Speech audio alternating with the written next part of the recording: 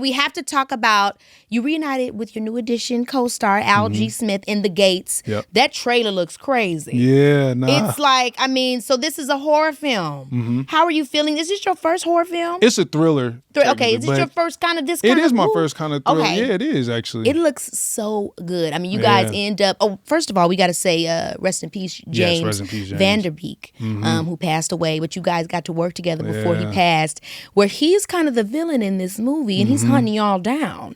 I mean, what was it like filming the movie? I mean, filming the movie was fun. We shot in Tulsa for 18 days, all night shoots. Tulsa, that feels historical. Tulsa, Oklahoma. It was. Yeah, we went to the museum. We learned a lot about the Black Wall Street riots, the Tulsa riots.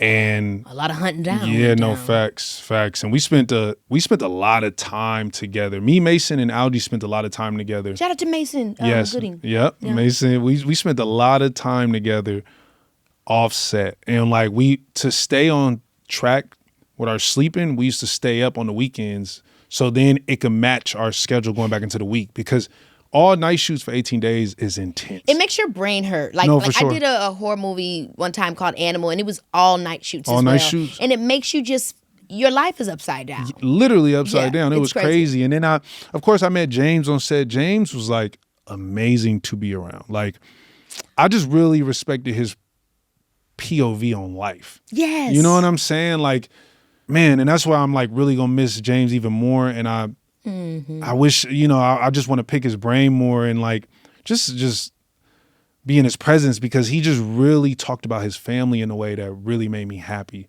And I'm at a point in my life too where I have this dream, like we all do in this industry, but also I don't want to lose sight of like my loved ones and what really matters. Amen. And to hear him talk about that, and then what happened, it was just like, it hit me hard when I heard the news, because I had no idea.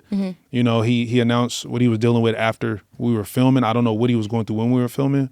But when I heard the news that he transitioned, I was just like, I love the transition. It hit me really hard, because I was just like, I just remember him inviting us to his trailer one day at lunch and just talking to us about his family and how his kids, talking to us about like his kids, the idea of possibly wanting to act and stuff, and him talking about, being on a TV show and, making his whole life, like, chasing, well, we all chase like that next job. And he was able to like really appreciate the now and where he was at and what he had now. And I was just like, that's literally something I'm dealing with today, of just like understanding like, I'm always have my goal, but if I don't appreciate where I'm at now, what I have around me, it ain't gonna matter if I get there, because I'm gonna get there, and then it's like the movie Soul. Yeah, it's a really good movie. Yeah, shout out to Jimmy Foxx. Shout out Jimmy Foxx. Yeah, that's JV. He got to that point where he finally performed, and he was like, man, this ain't what I thought it was gonna be. And he stepped outside and he realized, oh, it was always here the whole time. You know what I'm saying? Everything that I wanted. And I feel like that's where James was, and I really respected that about him. It's important that he shared that with young men like yourselves. And he was a beast on set too. And like, he was playing like this really crazy he was playing an evil pastor. So like, I didn't even know the pastor part. Yeah. That's like, wicked. It's and for him to, Cynthia, I'm kidding. No fact. I don't know why I have to do this stuff.